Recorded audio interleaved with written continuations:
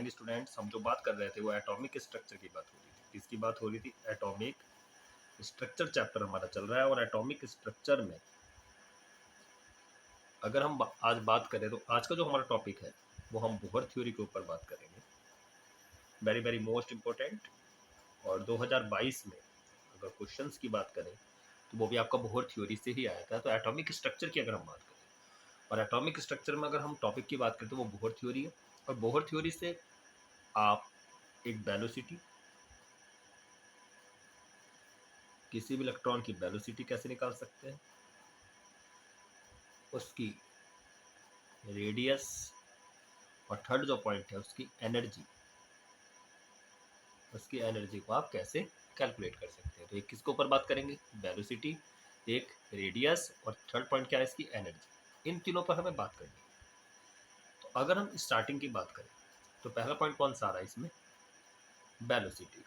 तो अगर calculation of velocity की बात करें, कैलकुलेशन ऑफ वेलोसिटी,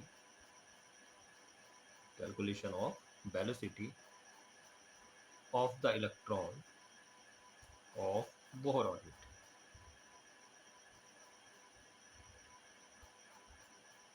अगर हम किसी भी इलेक्ट्रॉन की वेलोसिटी की बात करें किसके अकॉर्डिंग? बोहर के अकॉर्डिंग, तो उसके लिए जो फॉर्मूला होता है वो आपका होता है B इक्वल 2πZe² NH। क्या होता है? B 2πZe²NH।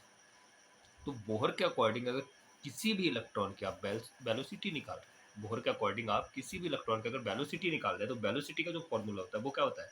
B equal 2πZe²NH।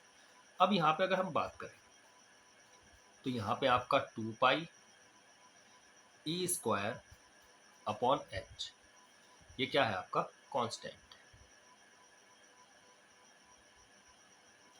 क्या कांस्टेंट है आपका? अगर हम देखें तो कांस्टेंट क्या निकल के आया है यहाँ पे? 2πE²/H, ये आपका क्या है यहाँ पे? कांस्टेंट। और हम अगर इस कांस्टेंट की बात करें तो इसकी जो वैल्यू आती है कैलकुलेट करके वो आती है 2.188 इंटू 10⁸ सेंटीमीटर पर सेकेंड। तो ये 2πE²/H ये तो आपका कांस्टेंट हो गया। तो यहाँ पे क्या बचा है? तो Z बचा है और ये क्या बचा है? N बचा है।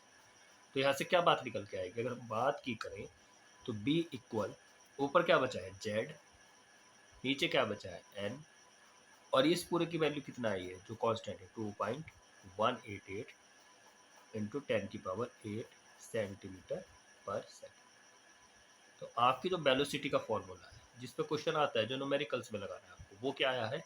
B equal Z/N into 2.188 into 10⁸ centimetre पर सेकेंड। इतना कर लेंगे आप। अब यहाँ पे बात क्या आती है? अब यहाँ पे दो केस बनेंगे आपके। कितने केस बनेंगे? दो केस बनेंगे। वो दोनों केस क्या होंगे? एक केस तो ये होगा जब आपका क्या हो, ये n कांस्टेंट हो जाए। अगर n कांस्टेंट होगा तो Z और B के बीच रिलेशन आ जाएगा। और एक केस क्या होगा? जब ये कांस्टेंट हो जाएगा तो B और N के बीच रिलेशन आ जाएगा। तो वो रिलेशन और कांस्टेंट कैसे होगा देखते हैं। तो आपका फॉर्मूला ये बना है। तो अगर मैं इस केस में, अगर आपका केस फर्स्ट क्या करूं, अगर मैं n को कांस्टेंट कर देता हूं, इफ n कांस्टेंट, तब क्या कंडीशन बनेगी? अब n कांस्टेंट हो गया तो b क्या हो गया है? डायरेक्टली प्रोपोर्शनल z के हो गया। तो क्या फॉर्मूला बनेगा? B1/B2 equal Z1/Z। ये आपका फॉर्मूला बन गया। इसका मतलब क्या है कि अगर हम B और Z के बीच ग्राफ खींचे, वेलोसिटी और एटॉमिक नंबर के बीच, Z क्या है आपका? Atomic number. Z क्या है आपका? Atomic number. तो अगर मैं वेलोसिटी और एटॉमिक नंबर के बीच में ग्राफ खींचूं तो डायरेक्टली प्रोपोर्शनल है। इसका मतलब क्या है? ये ग्राफ बनेगा। केस सेकंड क्या बनेगा इसमें? अगर हम केस सेकंड की बात करें तो अगर आपके मैं क्या कांस्टेंट कर दूं? Z कांस्टेंट कर दूं तो आपके B और N के बीच रिलेशन आ जाएगा। तो इफ Z कांस्टेंट तो तब क्या कंडीशन बनेगी आपकी कि जो वेलोसिटी है वो इनवर्सली प्रोपोर्शनल किसके जा रही है, एन के। किसके इनवर्सली प्रोपोर्शनल है, एन के। तो यहाँ से जब इनवर्सली है तो क्या फॉर्मूला बनेगा, b1 अपॉन b2। अब इनवर्सली है तो n2 अपॉन n1, ये रिलेशन बन जाएगा। और अगर मैं इसके बीच ग्राफ खींचूं तो इनवर्सली है तो वेलोसिटी और 1/n के बीच ग्राफ खींचूं क्योंकि इनवर्सली है तो हो जाएगा। तो यहाँ पे आपको जो फॉर्मूला याद रखना है वो इन दो केस का याद रखना है। एक तो जब जब आपका n कांस्टेंट हो तो तब आपका क्या हो जाएगा, जो b है वो डायरेक्टली प्रोपोर्शनल किसके हो जाएगा, z के। और एक क्या है, जब z कांस्टेंट है तो जो आपकी वेलोसिटी है वो इनवर्सली प्रोपोर्शनल किसके हो जाएगी, n के। तो जब डायरेक्टली है तो फॉर्मूला आपका ये आएगा b1 अपॉन b2 बराबर z1 अपॉन z2। और केस सेकंड में क्या आएगा, जब z कांस्टेंट है, b इनवर्सली प्रोपोर्शनल क्या है, तो b1 upon b2 equal n2 upon n1। Okay. अब इसमें नेक्स्ट पॉइंट जो आता है, वेलोसिटी के बाद जो आपको फॉर्मूला याद रखना है वो फॉर्मूला किसका याद रखना है आपको, radius. Radius of nth Bohr orbit. Radius of nth Bohr orbit. अगर हम इसकी बात करें तो इसमें जो फॉर्मूला हम लगाते हैं वो लगाते हैं r equal n square h square upon 4 pi square m Z e square. ये आपका रेडियस का फॉर्मूला होता है। क्या होता है, r equal n square h square upon 4 pi square m Z e square. तो अगर हम यहाँ पे बात करें तो आपका क्या, h स्क्वायर अब ऊपर और 4 pi square m E square, क्योंकि ये तो कांस्टेंट नहीं हो सकते, ये सब क्या है आपका कांस्टेंट है। और इन सब कांस्टेंट की आपस में वैल्यू रखकर कैलकुलेशन करने पर जो इनकी वैल्यू आती है वो आती है 0.529 एंगस्ट्रॉम। तो यहाँ से जो रेडियस का फॉर्मूला बनेगा वो रेडियस का फॉर्मूला क्या बनेगा भाई, r इक्वल, अब ये कांस्टेंट की वैल्यू कितना है 0.529, तो ऊपर क्या बचा है आपका n स्क्वायर और नीचे क्या बचा है z, और ये कितना हो गया 0.529 एंगस्ट्रॉम। तो ये आपका रेडियस का फॉर्मूला बन जाएगा। तो इसमें भी दो केस आएंगे। पहला केस क्या आएगा आपका, पहला केस ये आएगा अगर आप z को कांस्टेंट कर दें। केस फर्स्ट क्या है आपका, इफ z कांस्टेंट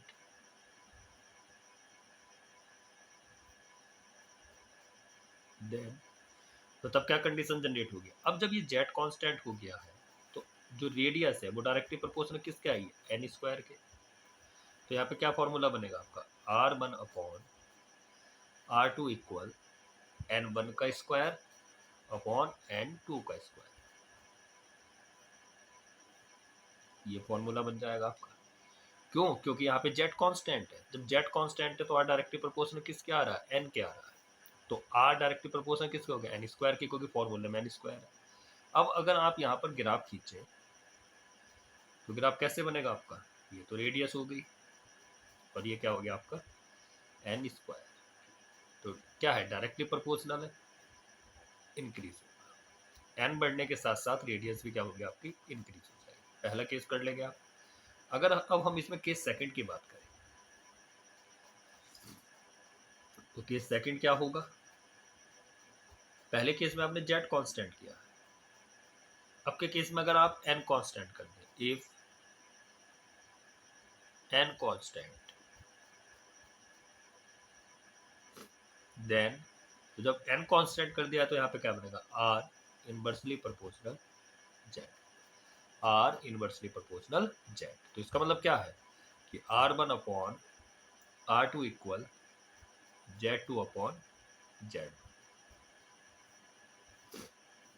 ये आपका क्या हो जाएगा, इसके बीच में रिलेशन हो जाएगा। अगर हम यहाँ पे ग्राफ खींचे तो क्या ग्राफ बनेगा, रेडियस और इनवर्सली प्रोपोर्शनल एटॉमिक नंबर, क्योंकि z क्या है आपका, z आपका एटॉमिक नंबर। अब एटॉमिक नंबर के रेडियस क्या जा रही है, इनवर्सली जा रही है। तो इसका मतलब क्या है, जब हम ग्राफ खींचेंगे रेडियस का इनवर्सली प्रोपोर्शनल एटॉमिक नंबर, आपकी ये लाइन, ठीक है। अब कैसे, इस पे क्वेश्चन करके देख लेते हैं। मैंने कहा आपसे, यहां देखते हैं, ये द रेशो ऑफ द